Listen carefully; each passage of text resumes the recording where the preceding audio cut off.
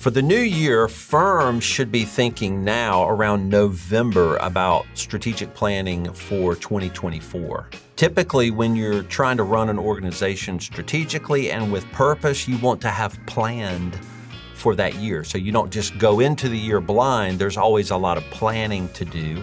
And so if you want to be successful going into January 1, that starts on November 1. So what are firms doing in November if they're getting ready for January 1? They're doing something called strategic planning. And a lot of people wonder, what is strategic planning? Well, another word for strategic is doing things on purpose. So if you want to be strategic, you want to be purposeful. That's what you're trying to do.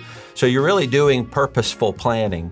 You're trying to plan on purpose. So you're basically predicting your future. You're trying to say, here's what I'm going to do next year. And you got to write that down. So one thing you want to start with is all of the ideas you have about what you want to accomplish next year. We call those initiatives. You can call them a lot of different things. EOS calls them rocks.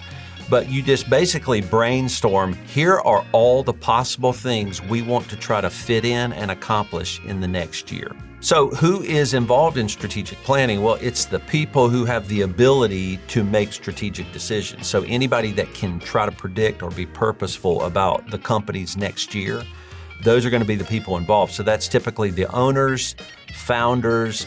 Sometimes you bring in leaders of a larger organization that do that. So it's really the people who have some authority to make decisions about the future. It is a very creative time. So my partner and I, Julie and I, do a lot of planning with our team, and we go off site for a week. We're in our co-work, but we go to another office where we use sticky pad paper all over the office. So we're trying to really brainstorm and just write a lot of things down that we can kind of cherry pick and decide what we want to do.